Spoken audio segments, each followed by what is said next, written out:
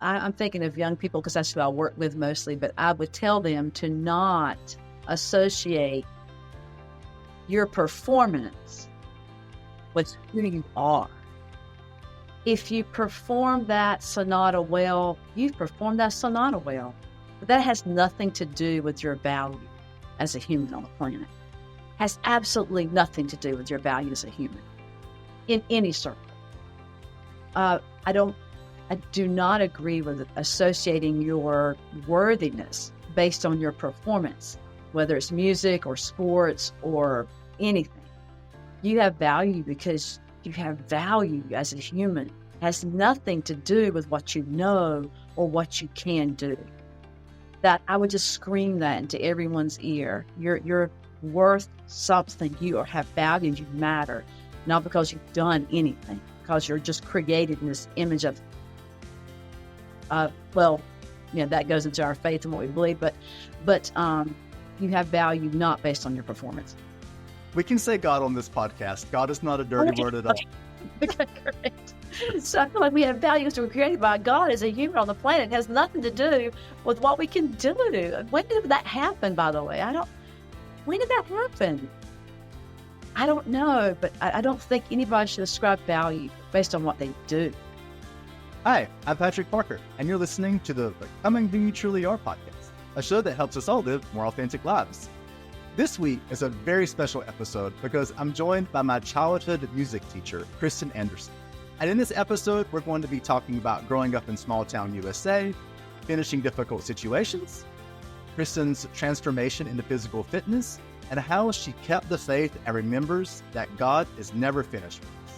I'm sure that by the end of this hour, we're all going to be inspired by Kristen's story, which reminds us to laugh at ourselves, to be content with ourselves just as we are, and to find joy in just breathing in and out while living in the world. That's great. The end. That's just great. Oh, thank you. It's so nice to have you. And this is going to be a really fun hour for me. Yeah, I've known you since I was in the 8th grade. And even though that's been 30 years now, I feel like every time we talk, you're the same person and I'm the same person, even if all the details have changed. Like, you're always really happy, really full of energy, very optimistic, even if you're talking about something serious. And I always feel very just nice when I'm around you. So this is going to be a great episode. Were you really in the 8th grade? I thought you were younger than that. We started lessons. Do you remember the day you met me? Was it a life-changing day in your life? Oh, vivid memory. So I was living, actually not far from here in a smaller home, and you came in. I know you were middle school. Maybe it was 8th grade, but I was thinking you were younger, like maybe 6th grade actually. But I don't know. We'll could ask your mom. But you walked in, this little guy with this great big notebook. You plopped up there on the piano. I'm like, oh my gosh, he brought his own music. And so, which is fine because, you had piano lessons previously, but I don't mean it just like a little lesson book or anything. I mean, it was a big notebook of just major pieces, one after the other. And boom, boom, boom, there's that one. And here's the next one. I'm thinking, what? And I was just amazed at what you were willing to tackle. It's not every day that you have such a motivated student come in the door with such confidence and such determination. I just loved it. I was a bit taken back, but at the same point in time, I loved it. I thought, oh, this is going to be fun. So, yes, I remember that first day, very much so. And probably many of the lessons afterwards. It was such a fun experience having such a motivated student who was curious, not afraid to try anything kind of person. Yes, that was the Patrick I first remember. So I guess I had some 6th grade swagger then. Yeah, I don't remember much about that part of my life really, but I do remember that I had been taking piano lessons, I guess 5 or 6 years previously, and I was very bored with my teachers. You said that I was very motivated. Perhaps I had some 6th grade arrogance also, and I thought I knew more than they did, which is a theme in my life, lacking humility. I had very strong ego development until my 30s, and I got some humility. But honestly, in today's middle school world where I live a majority of my life, so many children are feeling so insecure and so lost, and that's part of the middle school years is trying to find yourself and who you are. But it was kind of nice to have a kid who was self-assured, self-confident, has the world and knows everything about it. I just thought, gosh, this is so much fun. I just want to sit back and watch. Well, the funny thing is I was extremely insecure, but music was the one place where I wasn't so insecure. Oh, and right. I felt like this is something I can do, and I'm going to do it, and I'm going to do it really good. Yes, and every kid needs that. Every kid needs that. I'm good at it. I'm good at it. And had a 7th grade young man ask me yesterday in class at middle school. He said he picked up a djembe drum and he started playing. He said, "Am I good at this?" And I said, "Absolutely." And he was. I mean, his rhythms made sense. It was, but it was important to him. Am I good at this? What a great question, because every kid's feeling that. Every kid is feeling that in this room. And he had the courage to say, "Am I good at it?" And most of the things in my childhood experience growing up, like that my dad and my brother, like I was not good at. Like my mom and dad owned a salvage yard. I was not good at working on cars. I still can't tell you what a transmission is. I was not good at hunting and fishing, but I was good at music. Yeah. And I didn't need to ask you because I knew. I can see why you felt that way. I mean, that makes sense now, hearing it from you as an adult, Patrick, and realizing, hey, maybe you needed that, right? That spot where it was yours and you were good at it. There's nothing wrong with that. No apologies needed. Yeah, and you were the perfect teacher then also, because later on in my life, I had more critical teachers that were very, they thought they were pushing me, or, I learned certain things from them. But you were my encourager, you were my cheerleader, and you could be sassy and hand it back to me when you needed to, bring down the middle school ego a little bit, but you were my encourager, and that's exactly what I needed at that time in my life. So I knew that every week for 1 hour, I was going to have the spotlight on Patrick, and I was going to go with my big notebook and play my music for you. And maybe you would change some things or make some suggestions, but you were also just going to lift me up. And, well, every middle schooler needs that too. Oh, gosh. We all do, adults included. I think there's a place for all the cutthroat teachers. I'm in awe of them. I am, because, the world needs some of those too. But it just doesn't feel right with me. And now there's been some exceptions. I managed to do that pretty well. But by and large, I'd much rather be a cheerleader, find that we can cheer on and encourage the student as much as possible. Yeah, I like the criticalness to be minimal, but showered with a lot of positivity, if possible. And I remembered you asked me a lot of questions also, rather than telling me this is how music should go. You asked me questions and you helped me explore. And I think that's rare with any teacher of any field, is the ability to ask questions and help the student explore. That's a huge thing that I learned from you. And I feel like, music is so interpretive and suggestive. And I know the doctor of so-and-so knows that the trill in measure 32 should be this way because they were there, right? They were there. And I just laugh at some of the lectures I've heard through the years. I know the experts know what they know, and they know what they know, and that's fabulous. And they should share what they know. But truthfully, there's what they say happened, and there's what happened, and there's the very fact that we weren't there when it happened. So, you see, I think there's always room for a little interpretation with some of the things, anyway.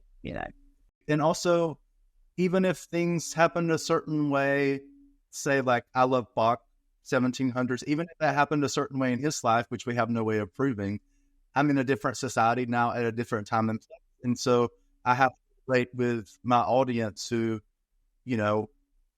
listens to Taylor Swift and may not know about Bach. So yeah, there's more than just the rules and the criticalness. It has to fit in society, and it has to well, like you did with me, it has to uplift people. And yeah. Yes, it has to connect with them. It has to resonate with them. If they're going to buy into it, you've got to tap in. Yes, and you tap into who they are right now. Absolutely. I totally agree with that. Good for So you. we sort of took a diversion from the scripted plan. I was planning on beginning the podcast with asking you about who you were before Patrick Parker entered your life. As in, like, who were you growing up? What was life for you like? You grew up near me in Fayetteville. And well, I was born in Fayetteville, but I lived in a town about 10 miles from Fayetteville, out in just in the suburbs of Fayetteville, if you could say that, or in the rural country. And I grew up on a farm. My dad grew tobacco and other row crops.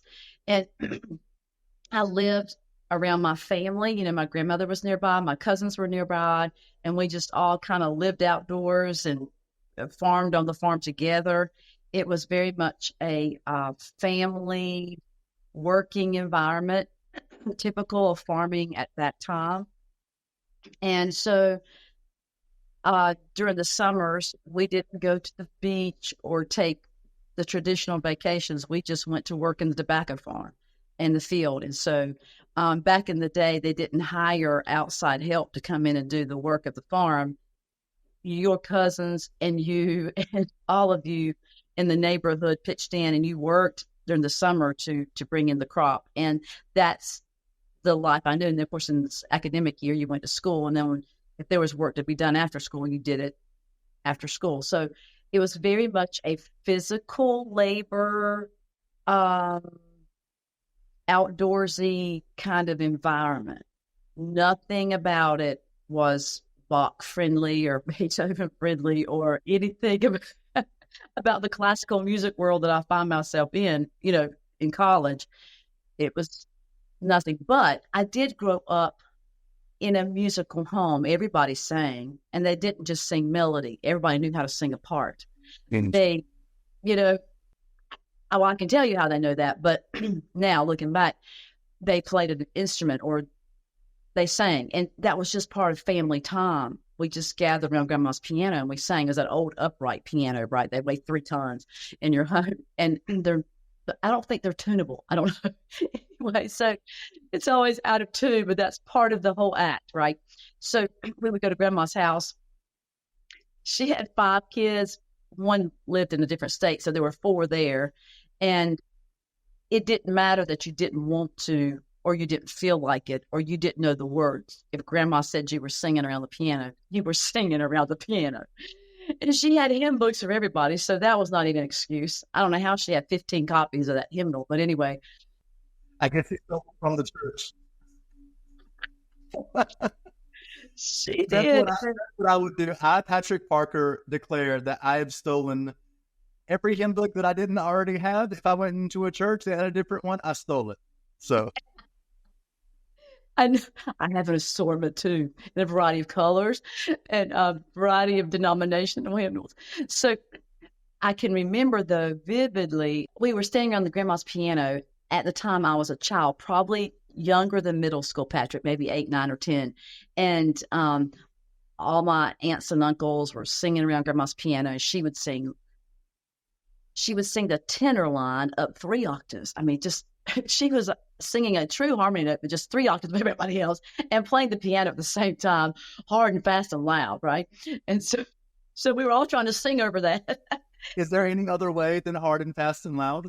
No, not in my world. So I understood you. I really understood that. and I remember, I thought, this is so much fun. And in betwixt the verses, her sons, who are grown men at this point, are complaining about having to still do this. I guess they've been doing it since childhood, and they're still doing it in their 40s because grandma said so. And we're just into the merrymaking of Christmas or whatever occasion we were singing hymns to. And I remember turning around from grandma's piano and looking back into one of the back rooms where my aunt was standing. And she was grinning from ear to ear, and there's just tears streaming down her cheeks. And I couldn't understand because everybody's having so much fun. And that's the moment that it finally dawned on me, oh, she's deaf. She can't hear this. All this music in my world as a child from grandma and her children, my father. As a child, I don't know why it never dawned on me. She was always deaf. She never heard any of it. So your grandma brought everybody together to sing and played the piano. She herself was deaf. Not grandma. Grandma. No, grandma. She heard, but her daughter. Her daughter. Okay. So she was my aunt. She was deaf. She never, and I knew that as a child. We all knew she was deaf, but it was, as a child, you just don't, how you're oblivious to some things. But it was that moment that I realized she has never heard grandma's piano playing. She has never heard us singing hymns around the piano. She has never heard jingle bells. She's never heard all this stuff we take for granted. And it never dawned on me that she was never a part of that. I don't know. It's just a child's selfishness, I guess, or unobservant thing. But when I turned and looked at her that evening and I saw the tears just flowing down her cheeks, but she was just grinning from ear to ear, I realized what a privilege this sharing music is.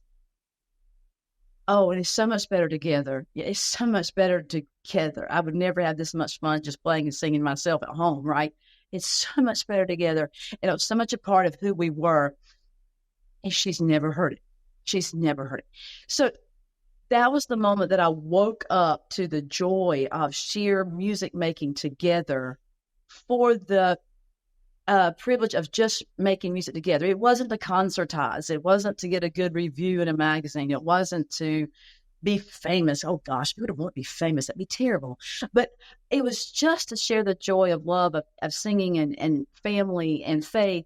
And she's never heard a note. I thought, gosh, it's so unfair. And one of the things she wanted, I was told later, one of the things she wanted as a teenager herself was a record player. That was the thing, I guess, in the 50s, to get a record player. Of course, she couldn't hear it. Couldn't hear any of the records. But guess what? Grandpa bought her. What you buy your deaf child? You buy her a record player. And they said she would put those vinyls on and she would just dance and move all around the room and not hearing anything. At least not audibly like we hear it. And then to further complicate things, she didn't have any legs. She had prosthetic legs. So I grew up with the mental image of an aunt, and we would live nearby, who couldn't hear the music, and she couldn't walk, and she couldn't run like we do.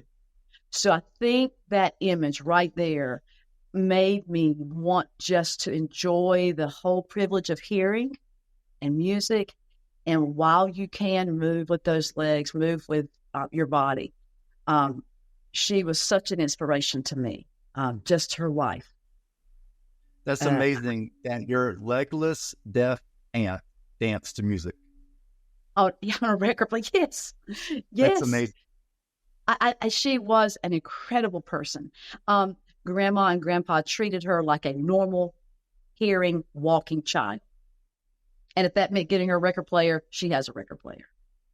She did something that was inappropriate. She was disciplined like everybody else. So they say, at least by Grandma. Sometimes Grandpa had a soft spot for her, but Grandma didn't. I feel like this podcast episode is going to kind of go to Mars, Jupiter, Neptune, maybe back to Earth by the end. So let's just go here, there, and everywhere, okay? Okay, sure. So when you were talking about what a privilege it is to be able to hear music and to share it with your family and to just all be together, and that was really powerful for me. And I think that's a very interesting concept for me, because I think maybe I had different motivations. But the question I want to ask to you is, when you were talking about what a privilege it is to be able to listen to music and share it with other people, it made me want to ask you a very basic question that's almost impossible to answer, which is, what is music to you? It is a means of feeling out loud, sharing out loud, meditating out loud, praying out loud. When I say out loud, I mean through the melody or through the harmony or through whether you're making the music yourself or whether you're listening to it. It is very much a means to communicate with yourself and faith and with others. I think I view music more as a communication / feeling, or a tool for feeling or expressing feelings, more than I think of it as an art form to be appreciated or valued by audiences. Does that make sense? Yes, it does. And do I And think it's wrong to play for an audience and be evaluated and be wonderful? No. Oh my gosh, I'll be there clapping all the way, and applauding those efforts. But for me personally, it was never introduced to me that way. It was just a part of living in this world and existing and sharing together. So to put it on a shelf to just be admired or to just be revered, I don't know. That's not how I knew it as a child. It's not how I used it or felt it. So I think it's wonderful if students grow up to be musicians or music teachers or concertizers or whatever. I support all of that. I want to rejoice in all of that. But at the end of the day, of all of that, if you have a tool by which you can feel feelings and it's musical, I think that's what I would hope a music teacher would leave you with. I think that is, in the hoity-toity circles, we have this concept called the doctrine of the affections, which you know about, but the listeners might not know about, that the whole point of Baroque music, like the music of Bach, which is this universally loved composer, is each piece has a different emotion. Each key, C major versus G minor, whatever, Right. has a different key, a different emotion. Yeah. So I think you're right, and I think that does get lost some. But I think that question of what is music is something I've been thinking about a lot recently, because I'm going back to music a little bit. I'm super in 5 years. excited about that. Yeah, and it is very different now. It's more about like, how can I integrate more into Norwegian society and be of service? So maybe connecting with people like you were talking about versus, how far can I go in a career or whatever, which just led me to a lot of burnout in my 20s. And, but also in my interview at this church I'm going to be working at, they asked me, why do you like music? I was like, oh gosh. I said in my broken Norwegian, something that translates along the line of, my body tells me it's nice. Those were the only words in Norwegian I could come up with. And I was like, you know what? I think that's probably the most true thing that I could say. If I answered it in English, I would think a bunch of rubbish. But, my body thinks it's nice. Don't overthink it. Don't overthink it. It feels good. It's nice. Yeah. It's pretty. Yeah. And it's much deeper than just pretty, but my body. I know. It's I know. Beyond words, really. Exactly. And something that can be articulated. It's very physical. It's very spiritual. Yep. It's very personal sometimes, reality, which I love. Yeah, personal, but also in reality, very spiritual. And I like that part of life. Yep. I do too. Yes, I totally agree. And I'm so thrilled that you are getting back into that, because I think, I don't know how, I do know how you get away from it. You do other things first. And I think it's healthy to do other things. I think, 24/7, just practicing, just for the point. I think that can be unhealthy too. So I think it's good to, have other interests and pursue other interests, of course. But I don't know how you leave that's so much, I think, a part of your soul. And that is that expression in your music. I'm not sure how you really leave that. Well, in the U.S., in sort of the high church circles that I was in, you have to work so much to make a decent living that it becomes it becomes very convoluted, and it becomes. I get that. Yeah. So I can see that. That's part of how it happens, and then also the people that you're around, aren't always cheerleaders like you were. So music becomes something comparative rather than something joyful. So sad. That's so sad. Yeah.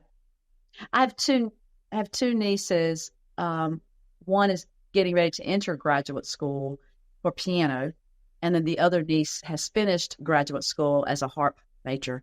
So they have been dealing with the whole perfectionism versus performance, and all these issues you just described. They are entering to that world, and part of me, I'm just cheering them on, but a part of me is so nervous for them that doesn't happen. They get burned out and turned off to that. That's part of their soul. Just because of what some critics said, or somebody who's probably miserable in their skin. Well, let's make somebody else miserable too. Let me make somebody else miserable. Let me drag some people down with me. I hope that they fare a little better than I did, and that they don't have the burnout. But if they do, they'll figure it out. I did, so anybody. That's what I've come to. I thought, they may have to run that road and just see for themselves. And I'll see you back in kindergarten music class in 20 years, yes. And you'll be a happy person. Yes, correct. But let's go back to, you were talking about your grandma and being around the piano singing. There's classical music, which we've sort of been talking about for a lot of this podcast. But you and I didn't grow up so much with classical music. We grew up with what we call Southern gospel music. So, okay, people listen to this podcast from like India, England, Norway. So basically, if they came to Four Oaks or Dunn, North Carolina, they would be like aliens from Mars listening to Southern gospel music. They'd never experienced. Right. So explain, what is Southern gospel music and why do we love it so much? It's just about 3 chords. I mean, there's only 3 or 4 chords, right? So we love it. We only have to learn 3 or 4 chords. And we can almost play them in the same order. And we've just played 50 songs, right? I loved the simplicity of it because it was sort of predictable, but yet it was joyful. It was just joyful. We're not trying to impress the world. We're not trying to impress anybody. We're just singing about our love of God and our love of living on the earth. 3 chords, a cloud of dust, and we're loving it. And normally it was a piano and 4 people singing around the piano, often 4 men, no quartet, maybe mixed quartet. And they would sing songs, old hymns, and also maybe songs that they wrote. They would always be in matching suits. It was very 90s. It was very 90s. I love the whole scene. I love the whole scene. It was so much fun just being a part of that. I played part-time for a gospel group when I was like 16 or 17. It was just a local group. We never did any major gigs, but it was so much fun because it when you're a teenager, you need a tribe, right? You may need one when you're 40, I don't know, but you need a tribe, a place where you feel welcome, where you feel safe, where you enjoy doing the same activities, whatever it is. And so that was my little tribe, and I just loved every minute of it. It was so much fun. I know some may look down on that, but I just don't. I learned so much about key signatures and chords and progressions that translated into the music theory room when I showed up for my 2nd level college theory class. And I already knew that these chords went together like that. I was like, what's wrong with all you people? And how to use your ear. We played mostly by ear, not so much by notes on the page. It was very improvisatory. Correct. And so honestly, that background, whereas some would poke fun of I don't know the right word, but I thought it served me well. I did fantastic in music theory in college. I didn't have any issues at all. So hooray, Southern gospel music, really. Let's give credit where credit's due, because I learned it all kind of on the road. In that little RV we travel around in, listening to the recording. Okay, make it sound like that, Kristen. Stuff like, okay. Yes, and when I would go to the church, like for example, for revivals, for people who've never been to a Southern revival, it lasts every day for at least a week, and the preacher gets up and preaches for too long, and then you eat afterwards. But yeah, loud and long. Yes. Fast. And there's generally food. Yes. We don't fast. Yes. Always fried food. And normally, like at these revivals, Southern Gospel group will come and they'll be like the special music for the week. And when you do that, everybody in the group gives their testimony. Would you give your testimony, Kristen? Oh, well, I sort of am, I guess, through this podcast, telling how I grew up, and but I think my testimony is, through that Southern Gospel experience, is I'm just thankful to have been a part of that tradition. I learned a lot, theory. Yes, I did. I learned music theory in that domain. Also learned that through all the difficulties, when I heard other testimonies by others, hey, somehow God brings you through it. All these terrible things that happened that I would hear about, they would testify about. What do you know? God brought them through it. So I heard that. I thought, well, you know what? It's going to bring me through this too. So I had that confidence in who God was and is. And it came in that environment of the Southern Gospel world. And what you were saying earlier about music being something that connects people and is emotional, I think growing up in my church and in my family, emotions were not always completely welcome, especially the uncomfortable ones. But when those Southern Gospel groups would come, when the preacher's preaching, it would generally be a little bit angry, at least in the Southern Baptist church I grew up in. But the groups, when they would share their testimony, it would be very, uplifting, very honest, and it would be very like painful, but very like, okay, it's okay to feel pain in life. Freeing, right? Yes, freeing. Yes. And that was one of the first times that I learned that about life, is that you can talk openly about difficult things and how you came through it. And I don't think I experienced that before I started going to those kind of concerts. That was a big draw for me also, besides just the music, I think. Because I would get goosebumps when I would listen to them talk about their testimony, actually. With the easy, soft piano music playing in the background, Oh, I love it. I love it. After I grew up and moved away, and of course, went to music school and then graduate music school and then started teaching. And, I was not back in my home church very much, because as a church musician, you're always working in another church, right? So I didn't go back to my home church. There was no bad blood or anything. I just didn't get back there for, 20 years. I mean, it was a long time, and it wasn't even that far away. But I remember I was there for a particular service, and I heard my piano player / teacher start playing the piano. Hadn't heard her play in, 15, 20 years. And I could not stop sobbing in the service. I couldn't stop. I thought, what's wrong with me? But hearing those sounds that I heard as a child, and was it perfect? No. Was it always correct by, music school standards? No. Thank God it wasn't. But I couldn't stop crying in the pew. And I had small children with me because, and the pastor who was there at the time didn't know me, as growing up there. He just knew I was showing up for a special service. I was like, what's wrong? Are you okay? Do we need to pray for you? And I'm like, no, just let me soak this in. I just wanted to sit there and soak in those sounds that I grew up with from childhood. And I just couldn't even bring words. I wasn't expecting to be so moved. I really wasn't. I mean, I did music every day. But it was just different going back and hearing those sounds again in its real environment, and how that struck a chord with me even as an adult. Absolutely. I think I have maybe a similar moment in my life during COVID. One of my closest friends had just passed away, not from COVID, from something else. And one night, for some reason, just YouTubed Gaithers. So the Gaither homecoming series of the 90s. Oh my gosh. Yes. They sold more tickets even than like major rock groups at the time. It was a huge, huge thing. And anytime they were in North Carolina, my mom took me. And so I was like, there's not going to be anything there. Like, because of course, since I hadn't thought about Southern gospel music in 20 years, of course it completely evaporated from the earth, obviously. Right.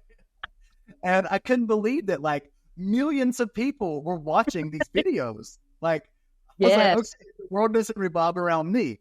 And, but I was just listening and I was just crying so hard that night. I Yes. was actually Yes. laying on the floor in my living room, and just crying, watching Yes. videos of Yes. songs that I'd heard when I was a kid, like you were saying, the same people singing them.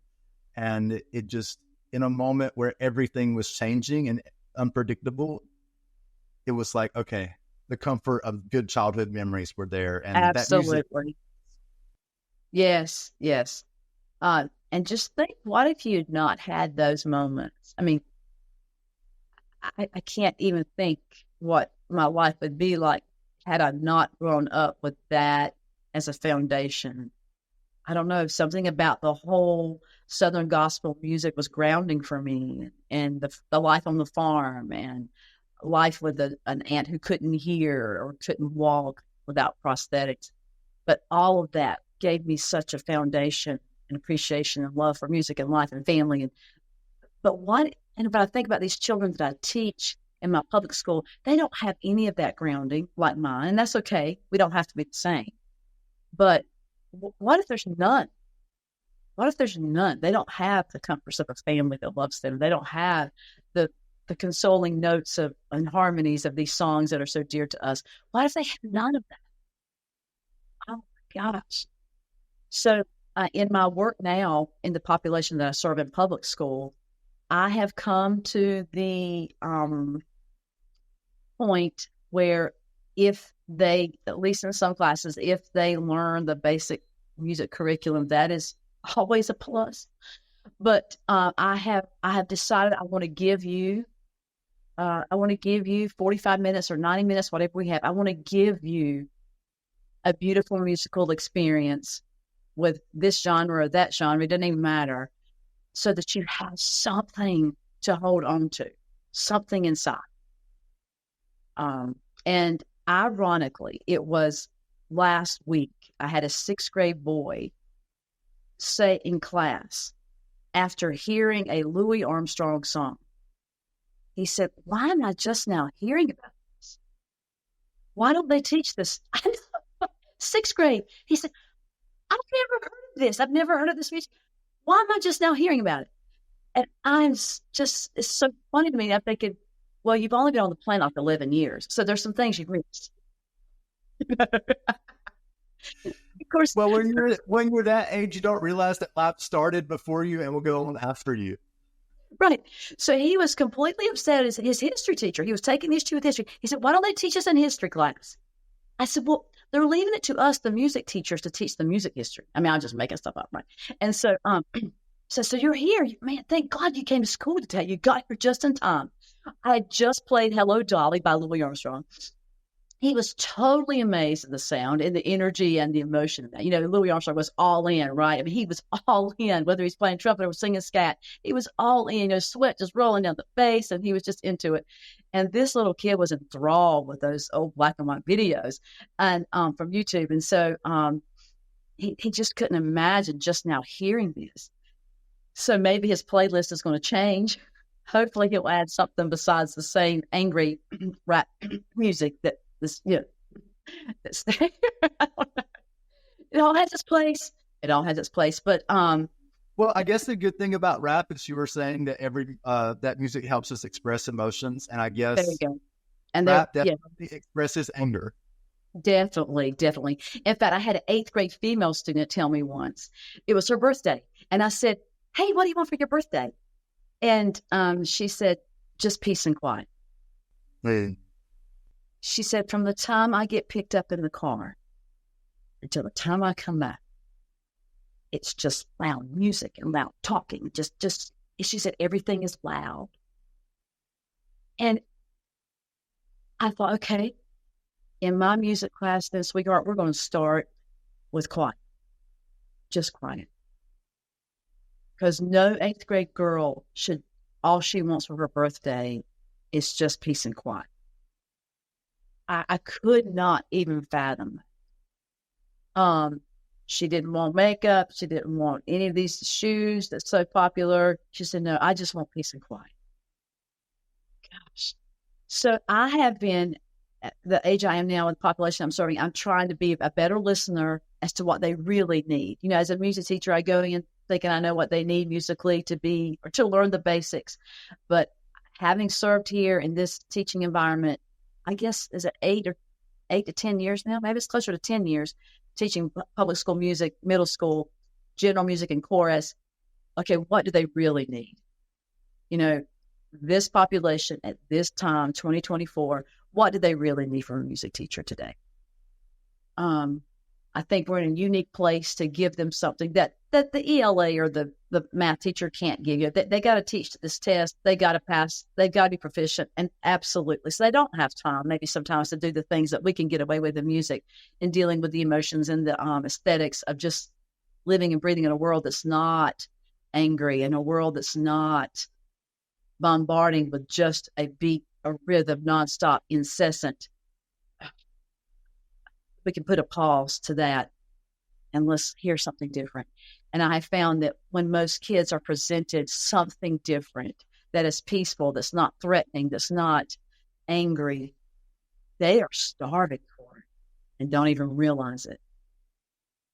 And that's why I think that's why the kid said, why am I just now hearing about this? Yeah, because Louis Armstrong wasn't angry. He was happy. He was happy. Did he have a reason to be angry? Yes. Did he have reasons? Yes.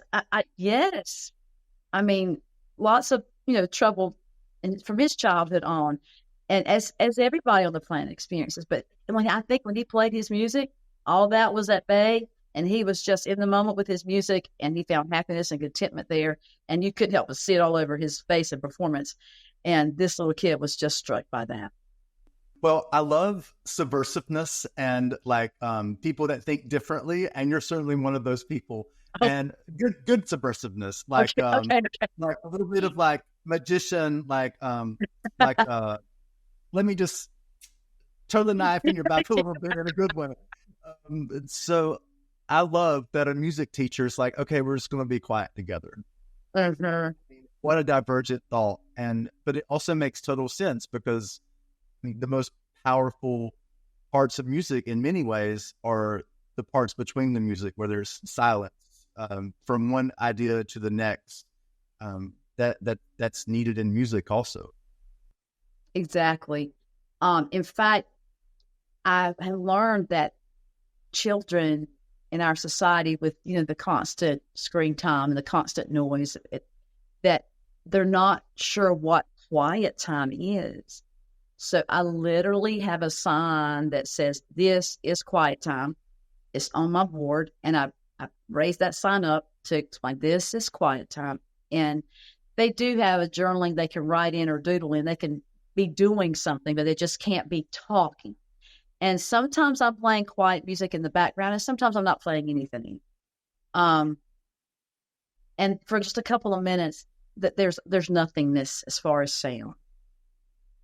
And if someone starts to whisper or talk, I have to constantly say, we can't do that quiet time. And of course, the person I have the most trouble with is me. I can't stop talking. So it's the hardest thing. I dread my own quiet times. But anyway, it has been fun exploring quiet time with middle schoolers in a very loud world. And just when I think we're getting it, I'm next door to the band room, and it's brass class with 6th grade. So even our quiet time is relatively quiet, but we can hear the band. So it's crazy. But they still get that it's a holy moment, that there's something sacred about it, that even if there's noise outside, they get it.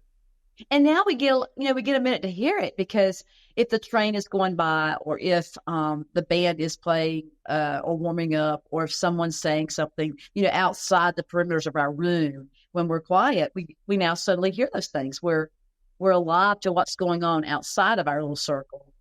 So I've enjoyed trying to commit to that this year in my classroom. It's work, actually, to do that. Yes, I think one of the best parts about living in Norway has been that the society is quieter. It's calmer. there's less noise. And things are, I think, intentionally made that way. Like even in downtown Oslo, there's just less noise. In reading in your book and in hearing some of your podcasts or things, I think it's like a Christmas video I saw in Norway, Christmas in Norway. I forget what it's called. I thought, gosh, it looks so peaceful and quiet. Oh, wow. Yeah, I really got a sense from viewing that coziness of the moment in that place. I thought, gosh, no wonder it's such a magnet. Hey, I want that for myself. I want to experience that. So thank you for letting us experience that through your videos and what you're sharing. Oh, thank you. Yeah. And just some other examples of that is like, so we're at the Barnehage, the daycare, for a little while to improve my Norwegian, because at the time it was the only job I could get here. And that was wild. But in a way, it wasn't wild because, I mean, 3 and 4 year olds, like, for example, for lunch, they had almost an hour to eat their lunch. So I know in the US, like, I don't know what it's like in daycares, but in schools, it's like you have to eat fast. And here, like, even if they were finished after 10 minutes, they had to sit there. Like, this is lunchtime, and we don't talk during lunchtime. We eat during lunchtime. And they could use the bathroom if they wanted to, but they couldn't go play. And they could talk quietly to each other, Sure. but they couldn't be, 4-year-olds. That is a wonderful discipline, though. That is wonderful. Mm-hmm. Yeah, there are just many, many things built into the society around just, let's take a chill pill, y'all. Yeah, absolutely. We've kind of totally diverged from what we were supposed to be talking about. Right. So I think I have touched on the childhood, and I've touched on one of my turning points, with my aunt and seeing her life. But there was a turning point that I wanted to make once I got into music school and graduate school, that, the words of our professors are the words of anybody are very powerful, right? People's words are powerful. And that's why you write them down, Patrick, because you want them to live past you. And that's why you share, because words are powerful. And 2 of my professors in graduate school, I think, spoke words that kind of changed my course at that season of my life. And in graduate school, I had a child, and I was working part-time. No, actually, I was working full-time, if I think about it. And I think that was when I started. I think that was when I started taking lessons from you back then. I was in graduate school. You had your first child. You were in graduate school. Okay. And you were doing piano lessons also after school. Yeah. So somewhere amid that graduate school journey, I just kind of, as any graduate student would, you get feeling overwhelmed and you're thinking, is this really worth it? And, if I just took this off my plate, things would be better, life would be better. And so I think I was just going to not go back or not go that semester. I don't think in my mind I was going to take a semester off, or they call it now a gap year or whatever, or if I was going to quit indefinitely. I don't know what was on my mind at the time. I just knew I had to get something off my plate, or I felt that I did. The head of the department in music education, my supervising professor, calls me at home and says, no, you're not doing that. You're coming on back this semester. And, part of me was like, well, who does she think she is? So, that was only part of it. The other part of me said, okay, if she says that I should go, she's a person of authority in my life, and she is calling me at home. Just the fact that she picked up the phone to call me personally spoke volumes to me. And I said, okay, Kristen, get it together. You've got to get back there and just finish this thing. And so and then another professor who was actually a Harvard graduate. She was not a music professor. She was just my ed psych professor. She sat on my committee to hear my graduate thesis. She was a brilliant woman, and just brilliant. I loved her classes, even though she was not a musician. She would tell you, I don't know anything about the music world. She was kind of a numbers gal, really. But she was looking at my work and my little beginning research, and she said, oh, you could definitely be me. And I thought, okay, no, I'm not of your brain. I mean, I didn't think like her. I was nowhere near intelligent like her. But she said she was reading things and she said, no, you could be me. Absolutely. But like, she went on talking about, her journey as to a professor and all this kind of thing. But just the fact that she saw something in me that I really didn't even see in myself. And she said, oh, you could definitely be me. Like, no problem. Those words were so powerful to me at that season. Oh, well, I should just go and finish this thing, And I did. And so that was another turning point. I'm just going to finish this thing. If it's worth it or not worth it, I'll never know until I finish it. I'm going to finish this thing. So that was a turning point for education for me as an adult, managing adult things at the same time. Well, Kristen, you were talking about how words are powerful and they matter and they can change people's lives. And that reminds me of some words that you once told me. And yes, when I graduated from high school, you gave me a card, and in the card you said, Patrick, always remember that the people are more important than the music. And I probably rolled my eyes and scoffed at that point. But like 10 years later, I was visiting my parents and I found a box of old cards that was there. And I think I was probably 28 at that time or so. And I was just considering maybe taking a pause from professional music and doing something else. And yeah, I mean, it sounds so basic and simple and try it, but I hadn't been doing that. And maybe it goes back to what you were saying about the first day that I came in to your piano studio, all cocky and with my big notebook and everything.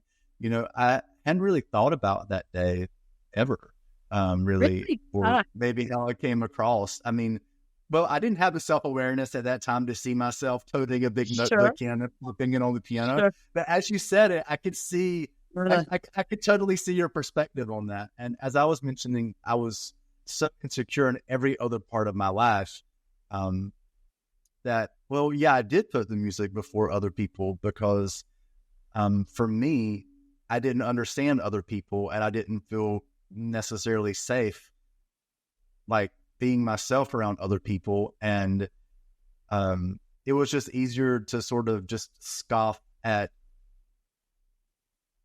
the idea that, oh, I don't need to be close to people. I can just be really good at music because and that's all that matters. It's much harder for me. And so it's much easier to just go hide and learn music and then be praised for it than to actually be in relationship and fellowship with other people.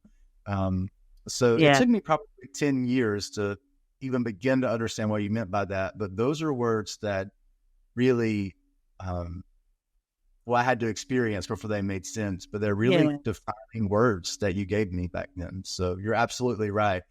We never know how words we say can completely change the course of somebody's life. Yes. And yes, just a simple sentence. And I'm sure neither of these professors would remember saying any of that or even doing that. And yet it really was the catalyst that made me finish graduate school. And for you, Patrick, I think by the time you graduated from high school, we had this little issue where I felt like you should go study with someone else. One of those mean teachers, right? Not really, but just one of those ones that would be a little more, would prepare you for the music world in piano. So I don't even think I was your teacher by the time you graduated from high school. But yes, I think I switched when I was 16. Okay, but we were still in contact, right? So I guess I feared that, getting lost in the music world, that suddenly the music would become more important than the people. And as much as I love music as a means of expression or comfort or whatever, it's still not more important than Patrick is as a human on this planet. And I do think, though, you have to live that to know that. You can't expect an 18-year-old to know that. But I didn't want the person to be crushed just to wave the music banner high. I didn't want to sacrifice too many human bodies on that pathway to music. I think it's common with any profession, any field. If you put the ambition above the results above the relationships, it's just not Right. going sustainable. Right. It's not going to work. You're going to stop Exactly. on other people's toes. You're going to piss them off, and they're going to Sure. retaliate. And Sure. yeah, it's going to totally it's a house of cards for sure.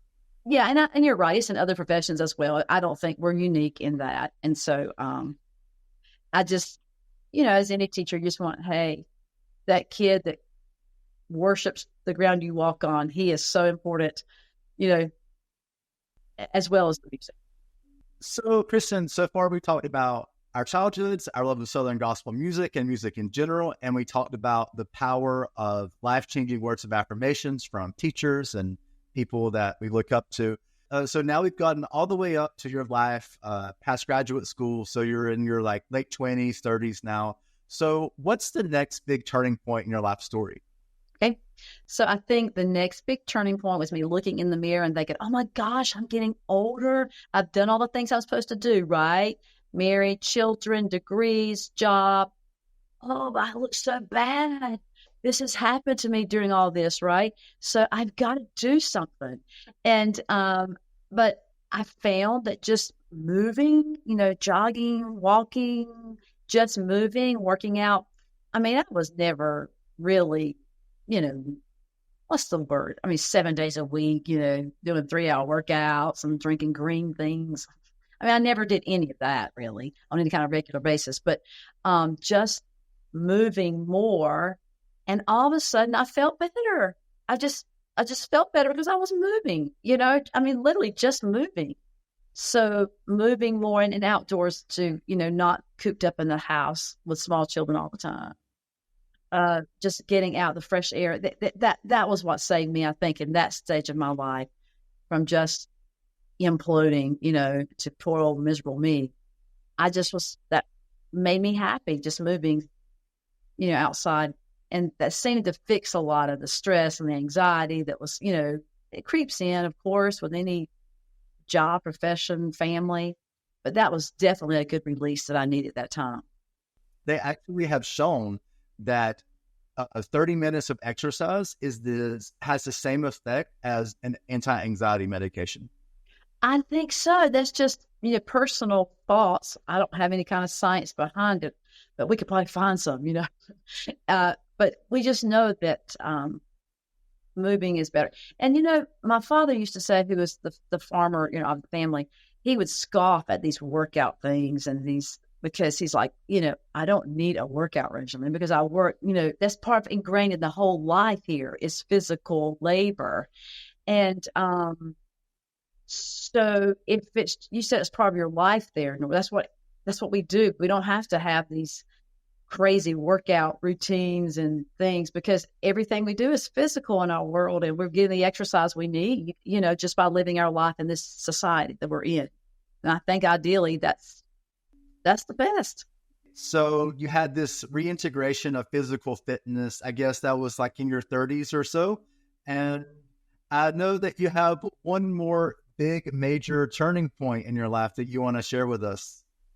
Well, I think, going through some family things for me personally, where I had made some decisions that were probably detrimental to my family and feeling like I'd let everybody down and, just maybe kind of messed up a really perfect seeming world. I was feeling a little like, okay, so I've really messed up. I'll just step back from everything and, you still do your job, but not really get involved in a lot of things I've been involved in. And there's nothing wrong with that either, stepping back. But my childhood pastor came to me and said, hey, God's not done with you just because you messed up. I don't know why that never occurred to me. He's not done with you. You think you can just roll over and play dead? You can't do that. And so it was such a powerful moment. He didn't come to me as an angry pastor, ready to bombard me with all kinds of judgment or whatever. He just said, hey, you're not done. you're not done. He's not done with you. How cocky of me to think that he would be, well, you're done.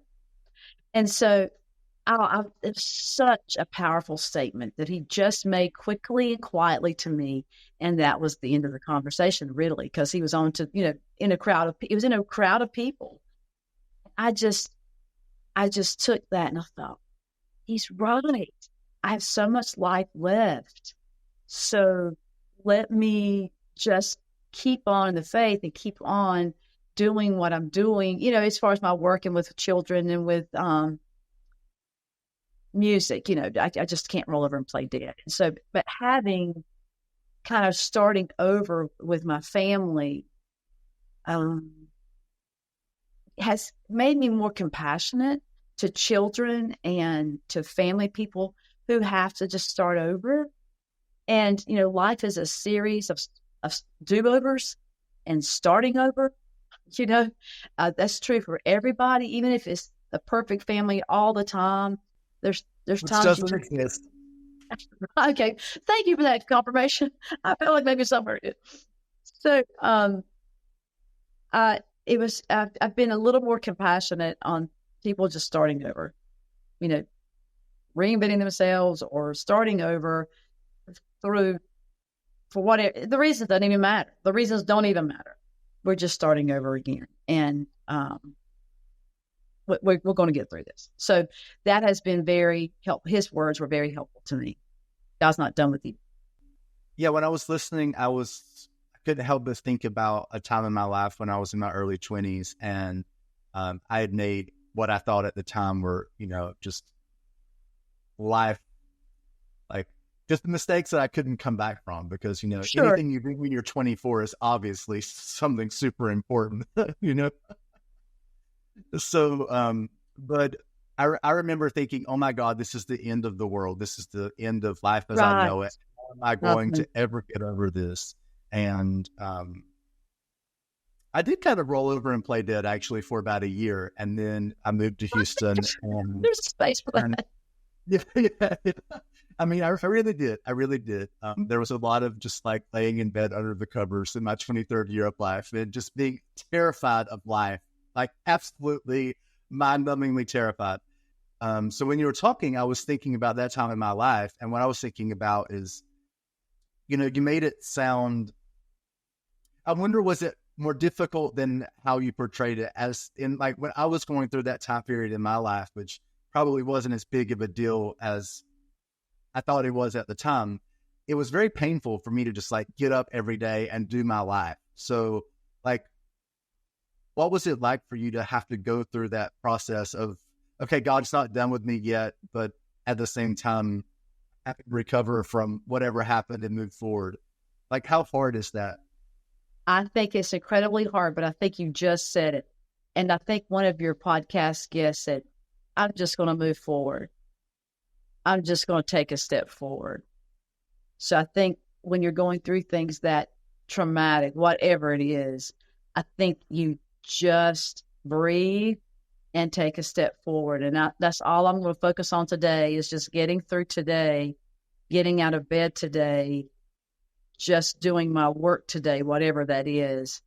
And I do think that becomes the goal.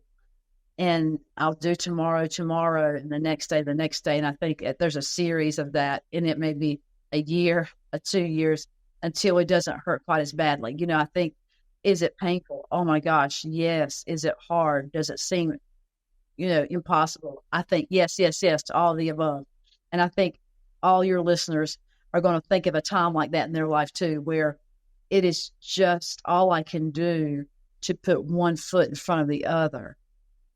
And if you're not there now, you probably know somebody who is, and I think it makes you more compassionate to those who are in that process, people who are grieving, whatever it is, going through whatever. There's days we're just going to breathe and we're just going to move forward. If even you're not sure where you're going, I'm just going to move in the direction that's not giving up. Whatever direction is not completely giving up, that's where I'm moving. And I think that's the hard part about recovering from those, like, oh my God, situations Right. is you don't know what direction to take. No. Like, you don't know, like, it's totally like there's a fog. And Yep. okay, like the next step, I might fall off the cliff. I don't know. I can't say anything. So Right. I just have to have faith in something bigger than myself. Yes. Yes. I don't always think you can just pull yourself up by your own bootstraps either. I don't always think it's always, I do think there is an element of faith and being dependent upon a higher power to just help carry you through this. I don't think we're always as self-sufficient as we might like to think we are as humans. That's kind of a joke, really. Well, and also, if we were insufficient, if we were totally sufficient by ourselves, that would render the entire genre of Southern gospel music that we grew up on completely irrelevant, because that's all about relying on God and trusting in God. Right. That's the plan. Do you know that tune, Leaning on the Everlasting Arms? Have you heard that tune? Okay, well, so the church world that I'm in now is a little more liturgical, which I have loved. I truly love where I'm at. But we were going to just share that tune with a parishioner who had been homebound because of an accident. And I thought, well, we'll just go over and sing a few tunes just to encourage her. And that was just one of the tunes I thought would be easy to harmonize with. We wouldn't have to carry our books. It's just, we would just do the refrain if that's all everyone knew, because it's literally the same line a couple times. That's just literally this one sentence. Exactly. On the everlasting arms. When they said, oh, we should bring our books, I thought, for that line, we should bring our hymn books. No, we don't know that one. We don't know that one. And I said, oh, okay. Well, we can learn it like right now, and then just go do it. So it was so funny to me that was not a body of tunes they knew. And so I was in a completely different world musically from what I had known, but I have loved it. I have just loved learning their tunes that are familiar to them and sharing some of mine. So it's worked out beautifully. But something that's wild is in Norway here. So I'm going to start playing at a church soon, and they have completely different hymns than we do. All of them are different. Oh gosh, you have to send me some. Yeah, so I get to learn a whole new body of hymns. But isn't that exciting? It is exciting, yeah, and it's novel because I think if I have to play Abide With Me one more time in my life, I might just internally combust. Well, listen, if you ever come my way again, you'll have to play it. I'm sorry, I love Abide With Me. I do too. It's a great hymn, but enough is enough. But it's also just go 20 more years without playing and then come back and play. Yes, then I'll be ready to Abide With Me again. But it's funny that, so many of the hymns I grew up with didn't mean jack squat to me until I was older. For example, It Is Well With My Soul. I was always like, this is a stupid hymn. This is a stupid melody. I don't like it. And then during COVID, after my friend died, and like you were talking about going to that time in your life where you don't know which way is up and, you just have to keep moving forward and hope for the best. I was sort of in one of those moments, and that was when I pulled up the Gaithers and I heard It Is Well With My Soul. And I was like, okay, I get this. Like, yes. And then I looked at the story behind it, and the guy who had written that, he lost all of his wealth in the Chicago fire, and then he lost his daughters a few weeks later. Yes. And I was like, okay, I get it. Like, no matter what comes, I can always, as you said, I can breathe. You can just breathe and say, it is well. All is well. Yep. Even if I don't understand. I really think you have to be, you have to have lived a while before those hymns really, really take root in your heart. The grandma who played loud, fast, and hard and sang 3 octaves above the tenor line, I am not joking. She sang that true tenor note at least an octave, maybe 2 above as written. She was so musical. So musical. Long before John Cage, she put thumbtacks on the hammers of her piano. I'm not joking. so that when she played, the clicking of the thumbtack hit the piano string. And we thought John Cage was a genius. My granny was doing that. I mean, really. So she had never heard of John Cage, never heard of a prepared piano, right? She was doing that in her saloon upright grand. Anyway, so that was one granny. But the other grandma shared a bedroom with me when I was 14. She was in her hospital bed. I was in a twin bed in her room. But she knew all the hymns, like every hymn imaginable by heart, right? So she'd be there singing them, reciting them. So there I had the other grandma in that ear doing that. She was a stroke victim, so she couldn't read them anymore, but she knew them in her heart. So she was saying them or singing them. And then I had the other grandma beating them to death on the upright grand piano. So I'm not joking. This is my world. Thank God that it was. So I was saturated with those hymns, right? Just saturated with them. And in my world, I didn't really think to say, oh, that's a dumb melody or that's a ridiculous harmonization for those texts. I didn't have enough sense to even think that. But so I wasn't nearly as smart as you, Patrick. But because I wasn't thinking it from an analytical level. I was just thinking, oh, I don't like this song. I grew up in an era where we didn't get to say we didn't like something. You did it or you didn't do it, but you just didn't say that out loud. And not in my family, anyway, not with my grannies and not with my dad. You didn't say it out loud. It didn't matter what you liked or didn't like. This is what we were doing. But, I grew up not really trying not to be too judgmental whether I liked it or not. That wasn't the criteria by which I did it. I just did it if we were supposed to do it. Anyway, but I was saturated with those hymns. And so they really do mean more as you get older. But what if I had never heard them? What if I had never heard them? I also remember I had brought some hymn arrangement or something to play for you. And I think the next arrangement in the book was There Is a Balm in Gilead. And I said, I've never heard this hymn before. And you were shocked. And then you sang it in your beautiful voice. And, the words are, There is a balm in Gilead to heal the sin-sick soul. What is sin-sick soul? What sin? Well, maybe that's all of us. But do what? Well, what is the sin-sick soul? It's all of us, right? It's all of humanity. We're just sick with sin. But the sin thing, I have very mixed feelings about that whole concept of sin. Especially when I look at, for example, my nephew's little baby who was just born. I'm like, there's no way that baby is sinful. I don't care if the Bible says it. I reject that notion 1000%. Okay. That's just, no, I'm not doing that. Okay. They can send me to hell if they want to. I'm just not going to believe that babies come into the world sinful. And that's part of who I am. Okay. But for an idea of a soul to be sick, like I think also during COVID, that song came back into mind also. Like, okay, I understand what it means for my soul to be sick. Yeah. Because now it's extremely sick and I need some medicine. And so, there's so many nuggets of, I guess, proverbs in those old hymns that. Yes. You can keep going back to and learning more from, I think. Mm-hmm. Absolutely. They're very rich and the meanings are more significant the older you get and the more of life you've lived. And sometimes with voice students who want to bring in this song about, I don't know, maybe it's something by Jason Robert Brown, Still Hurting or something like that. And the kid's like 12 years old. I'm thinking,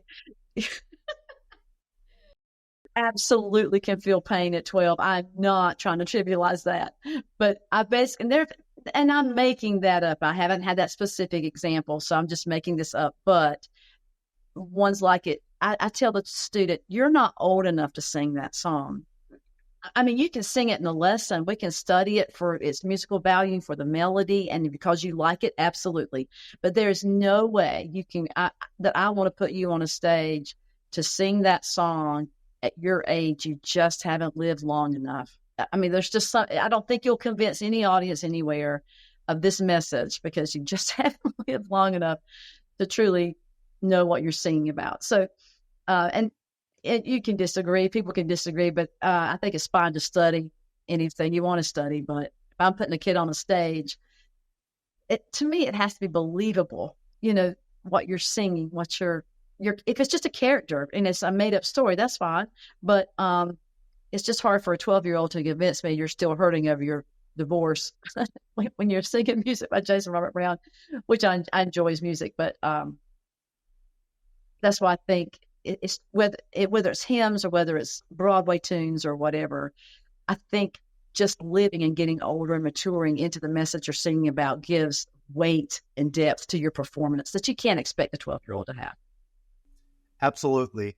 And I have a similar example on the other side of the red of things. I never played a whole lot of happy music in my 20s when I was sort of I had a career in music because I wasn't a happy person. And I would do it. I was always like, oh, let's. But now I'm actually preparing for my first concert, actually in 5 years. And I'm playing alt-Bach. And I didn't realize it. I didn't do it on purpose. But every single piece on that program is happy. And really? Yes. And there's contrast and there's variety. But sure. Okay, I didn't understand this music before. And I think part of the reason I want to play it again is because it's almost like coming to it for the first time because I'm in a place of peace and joy, and there's a dignity in that music that I feel now that I had when I was more in a negative place in my life. And so, you have to experience those emotions or those situations before you can bring it to life on stage. Yes. For sure. Yes, I totally agree. On the Bach thing, because of where I'm, working, the most interesting Bach question I've ever been asked by a middle schooler was, nothing about the music and the depth of the style or whatever. The kid legitimately raised her hand and she said, "How do you pay child support on 20 kids?"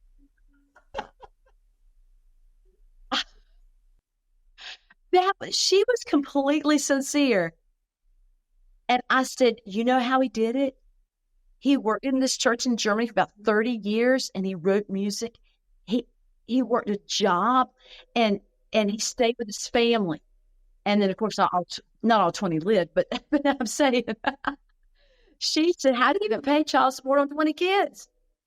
That's why he was such a prolific composer. He had to keep writing. He had no choice. And the sad thing about that whole 20 kid thing is the first wife, she died, she only had like 4, and the second wife had to have the rest. So I feel sorry that second wife. Let's do something that I haven't done with every guest, but something that I want to do with you. I think this is going to be fun. Let's do a rapid fire. So you prepared 10 questions for me that I have no idea what they are, and I've prepared 10 questions for you. So why don't you go first, and we'll take turns, and let's see if we make some magic together. Okay. What kind of dog is Ollie? So I don't actually know. I rescued him from an animal shelter, and they didn't have the paperwork. So we did a dog DNA test, and it came back Chihuahua, but I'm really convinced he's miniature pincher, which isn't a common breed so much, but he exudes miniature pincher traits. For example, he's scared of sudden movements. Like even if I move my phone charger or take my glasses off and put them on the table, he freaks out and runs to the other room. He's really happy. He's a people person. He dances. He's very highly emotive. So yeah, I think he's a miniature pincher. Cool. Okay, your first question. What's your favorite hymn? Honestly, I love, the classic standards. "It Is Well With My Soul," "The Abide With Me," of course, "Amazing Grace," all those standards that Blessed Assurance. I love Blessed Assurance. One of the hymns that may not be sung as much, that's really one of my favorites, is "Day by Day." "The Lord is near me, and with each passing hour, strength I find to meet my trials here." Love "Day by Day." Not the one from Godspell, but, the Day by Day hymn. So that's one of my favorites that maybe, wouldn't go to the top of everybody's list. That's oldie but a goodie. Mm-hmm. Yeah. Okay. Do they have a Bojangles in Norway? They do not. Yeah, that's good. I never go there. Really, if you ever see me at Bojangles, it's because I'm in line for somebody in my family. But Bojangles is so regional that I think I have to explain to people what it is. So Bojangles is like a KFC for North Carolina. And if you don't know what KFC is, then I can't help you. Does Norway have a KFC, really? No, but I mean, KFC is more all of it. Bojangles is just Southern U.S. Okay, So gotcha. KFC is all around America, and they have KFC like in Europe. I don't think in Okay, Norway, but because okay. I remember when I was 21, I saw a KFC in Amsterdam in my Mhm. first trip to Europe, and I thought, okay, I'll be fine here. There's a KFC. If nothing else, I'll just go to the KFC. Gotcha. Yeah. So, what's your favorite Bible verse? Oh gosh. Um, Sometimes when I'm jogging in my mind, I will just recite the 23rd Psalm. You know, for some reason, I found a lot of comfort in that psalm. And so that's probably, yeah, the Lord is my shepherd, I shall not want. He's enough. That's a very calming passage for me. Okay, so do you know a Taylor Swift song? Yes, of course. Is it possible to not for anyone to not know a Taylor Swift song? No, I liked her early country music and the pop Yeah, stuff. I don't know. I think she's playing a persona. I think she's sure. playing a dumb blonde to make a lot of money, and I just don't appreciate it. Like, don't dumb yourself down. Is what I Yeah, oh, think. I agree. I think she's very talented, a very talented person, and I feel sorry that she has to be famous. I feel sorry for her because she's very talented. A lot of students who request Taylor Swift songs now really do request the older songs. I Mhm. mean, Teardrops on My Guitar. That's a really great song. Mhm. Yep. So, anyway, I was just curious. Okay, your turn. Um, Describe me, as in describe Patrick Parker. Oh, as the Patrick Parker student, the Patrick Parker I remember, the Patrick Parker, you mean? Either one. Anything. I I always thought you were happy. I didn't know you were sad. And I'm so sorry that I didn't know you were sad.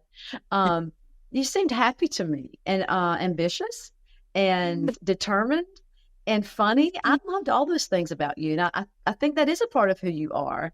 And it's okay to be sad or all those things that we've gone through. But I thought you were happy, determined, ambitious, and I love that spirit. Well, you definitely saw that part of me because, as I said earlier, that was my favorite hour of the week was coming to your Okay. house. So yeah, you Okay. definitely saw the happy Patrick. What would be and I think you've answered this too, but your most favorite last book read? Yeah, honestly, I really don't read so much in this season of my life. I get it because you have to do output. Yes, yes, and also I think after writing my own book, I don't know, I just told her I don't want to see anything about a book after finishing my book. Get those I get things away. that. I get that. But clearly though, Patrick, clearly you've immersed yourself in a lot of readings and I think that's great. And I think there's seasons of life where we do that and there's output and then there's readings and there's output. Yeah, I totally understand that. But I think probably if I had to say, one of my favorite books ever is The Wright Brothers by David McCullough because it's such an inspirational story. And I love how they worked as a team independently, but together. So, a lot of times when we think about teamwork, we think about, like subduing our strengths to get along or whatever. And no, they had tons of conflict. They were each good at different things. They fought and they made up and they fought and they made up. And they were two individual people who did something together. And what they did was they changed the world in so many different ways, like the man on the moon, the atomic bomb, everything good and everything bad in, the 20th century aerospace wise was because of them. And Wow. they followed their dream and they did it. And the thing I love the most about that book is I learned that they did it in private. So these days, everything is online and people are vlogging and, showing their process. But these guys were like, okay, we need a soft place to land. They literally wrote to the Smithsonian. This was before the internet. They said, we need you to recommend to us places in the U.S. that has wind, that has a soft place to land for obvious reasons, and is private. And there were like 2 or 3 places, and one of them was Kitty Hawk, where they Wow. flew. And I just love that they knew that they needed privacy to make their creative dream come true. That is great. Unless I got to read that. I love biographies. I love true stories. I love true stories. That's great. And one of my biggest regrets in life is that when I lived in Cleveland, the Wright brothers are from Dayton, Ohio. So it was just like 45 minutes away, and I never went. And I think their childhood home no, I think it was maybe moved, but there's all sorts of Wright brothers things there. Yeah, that's a regret I have. Wow. Interesting. Okay. So it's your turn. Okay, so my last question for you was describe me. My next question for you is describe you. So I took a personality test, okay, and basically was you're kind of messy and happy most of the time. And when the guy who interpreted the data, the whoever he was, who was the grand interpreter of this test, basically that's all he said. You're happy and a little bit messy. I said, that's it. That's it. That's all you got in this 100 question personality test that I'm in person taking from. That's pretty much it. So I've gone back to that moment. I thought, maybe he was exactly right. I'm a little bit chaotic, a little bit messy, but basically happy, content with just in the moment. Not that I'm satisfied. I mean, I always want to be better at my work or my instruction or this piece or that piece. I'm not a slacker. I don't want to be thought of as that, but I'm not jumping down the rabbit hole of perfectionism just for the sake of being perfect or whatever. But I do value just enjoying breathing and living in this world for the time that we have here. I mean, your turn to ask me. It's my that's right. And I know these are a lot of questions about Norway because I think it's a fascinating place. And the more you tell me, the more I want to know. Is there a particular sport that's like the most popular in Norway, or is that even a correct question to ask? Well, they say that in Norway, children are born with skis on their feet. Okay. That makes sense, obviously. And, so everybody skis. Yeah, pretty much. People here are very tall and very skinny as a general rule. So like the three fastest short distance runners in the world are three brothers from Norway. So that's like the summer sport is running, and soccer is popular here. And then in the winter, skiing. And then also here, chess is considered a sport. So Magnus Carlsen, the best chess player in the world, he's from Norway. Do you play chess? A little bit, yeah. Yeah, I don't. I'm not great at it, but I need to learn, I guess. Maybe there's another thing I'll do in retirement. Okay. It's play great chess. for brain activity. It's like okay. Well, it's like playing a bot fugue. Very complicated, but very simple once you understand it. Okay, that's on my bucket list. So it don't have to be. Yeah. So if you could go anywhere in the world, where would you go and why? Gosh, I would just love to see the Grand Canyon. I mean, it's just right next door, right? I mean, it's not like it's halfway around the world. I'd love to see the Grand Canyon, Niagara Falls, just places like that. But now Norway sounds fascinating as well. But I mean, realistically, I guess I'm thinking, let me just stick to this country for now. Well, actually, I've never seen the Grand Canyon or Niagara. So that's Really? another regret I have, is that I didn't see more of More. the natural beauty of the U.S. I was so focused on my career, and I could have seen some really beautiful places there. Yeah, well, there's times and season for all those things. So, yeah, don't discount it totally. Okay, so where would you go, Mark? Well, actually, we're doing quite a few travel videos this year, so I'm really excited. We're going to Barcelona to see the Gaudi Church. Do you know the big paterfamilias that's been it's been over 100 years in the makings? I have no. Just Google Gaudi Church, or anyone's just type in or just type in big church in Barcelona, and it'll come up. It looks very wooky and modern, and it's almost finished now. And so we're doing that. Also, where else am I going this year? Oh, I'm going to Rome a couple weeks after Easter, and I would really like to go to like bucket list place. I think Morocco would be really cool to go to. I just like the sound of it. Like, I went to Morocco. What's the best part of teaching to you? Honestly, the best part of teaching, truthfully, is the relationships you make with these kids. It's why you get up. It's why you show up.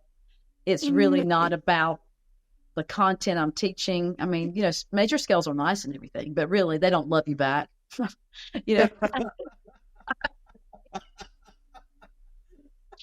and not that I feel like I have to have the love of the kids to make it. No, no, no, no. I'm not that squishy, but I do enjoy I do enjoy just kind of learning their learning styles and how what speaks to them, and it's so entertaining. I guess maybe that's bad to say. I just think it's hilarious. So maybe, but I think you have to find some humor in this thing we call middle school.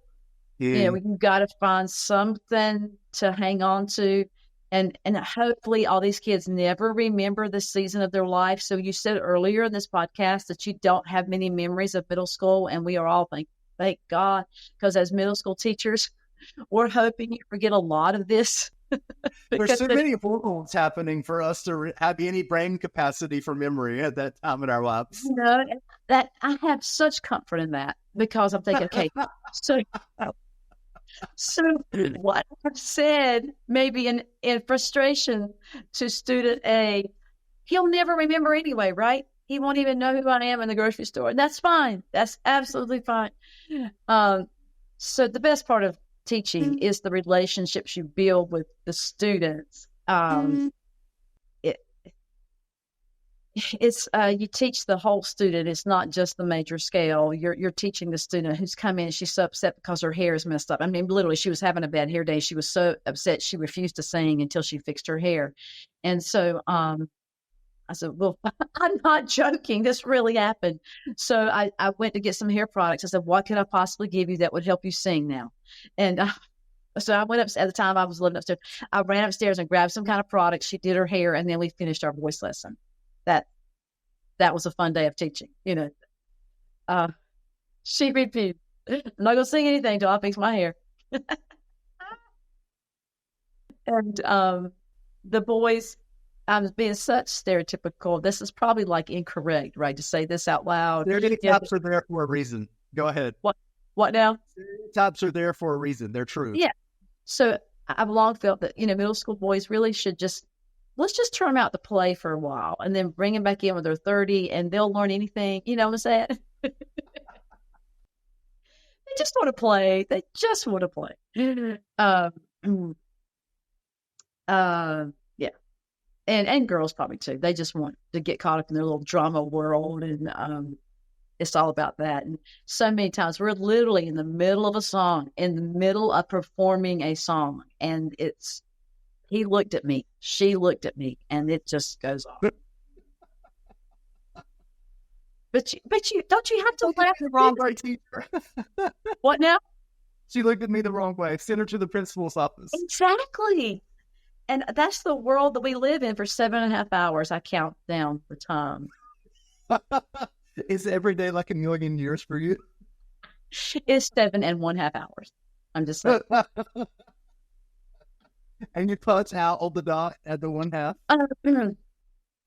It is generally because I do have to get to a lesson, So there's been times I have left at 2:55 and my first student came at 3. So I live around the corner from the school.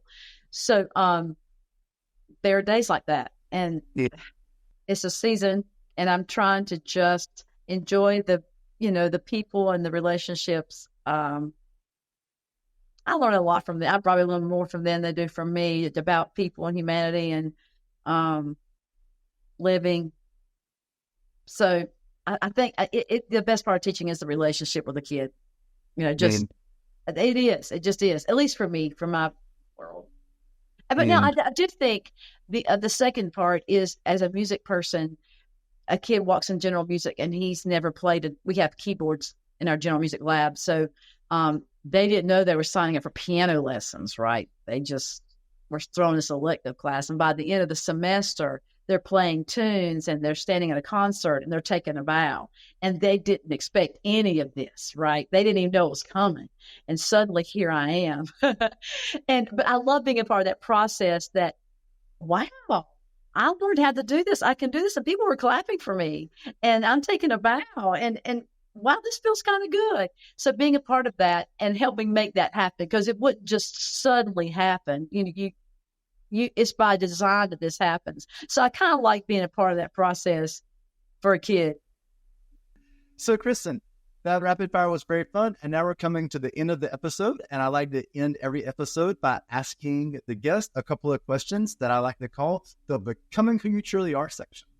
So, Okay? for you, what does it mean for a person to become who they truly are? I think you're content in your own skin, right? You can live and breathe and be happy in your own skin just as you are. You're not always thinking you got to be or do something else to be happy or to be satisfied. I think you're satisfied with how you are today. And, I'll do better tomorrow if need be, but I'm happy with I am now. Great. And the second question is, at this point, do you feel settled in yourself? Like you are who God made you to be, or is there still work to do? And if so, what is that work? I think, I always want to be, more loving, more kind, more patient, all those virtues that I think it takes a lifetime to develop. And do we ever become perfect? No, but so I'm always wanting to be better in that sense. But I do feel like that at this season of life, I'm okay with being, as the personality expert said, messy and basically happy. Okay, so I'm okay with that. I'm not going to fight it. I'm not going to challenge him and then take the quiz again and answer differently. So what are the things that you do that make you feel the most authentic and connected to yourself and alive? I just sitting down and playing the piano for myself, or just going for a jog outdoors, or just reading a book with a Afghan, a cup of coffee or hot tea, or planting flowers, any of those things. I just love all of that. And I feel so happy and at peace, and thank God for this moment that I have. Yes. Love all that. And finally, Kristen, do you have any hacks for the audience to help them become who they truly are? For example, any skill you've learned or book you've read or podcast you listen to, etc.? I think I'm thinking of young people because that's who I work with mostly, but I would tell them to not associate your performance with who you are. If you perform that sonata well, you've performed that sonata well. But that has nothing to do with your value as a human on the planet. Has absolutely nothing to do with your value as a human in any circle. I do not agree with associating your worthiness based on your performance, whether it's music or sports or anything. You have value because you have value as a human. It has nothing to do with what you know or what you can do. That I would just scream that into everyone's ear. You're worth something. You have value. You matter, not because you've done anything, because you're just created in this image of, that goes into our faith and what we believe. But you have value not based on your performance. We can say God on this podcast. God is not a dirty word at all. Okay, great. So I feel like we have values that were created by God as a human on the planet. It has nothing to do with what we can do. When did that happen, by the way? When did that happen? I don't know, but I don't think anybody should ascribe value based on what they do. I completely agree. That's a lesson that took me a long time to learn, and I think I'm still learning it. I think Sure. many of us are still learning it. But Kristen, I've so appreciated you being here today and sharing some turning points in your life that helped you become more of who you truly are. And just on a personal note, I have felt like I was in middle school again, back at your home with that upright piano, so sorry, playing music for you, in the best way. So it was a very cozy hour. Are there any final thoughts you'd like to leave us with?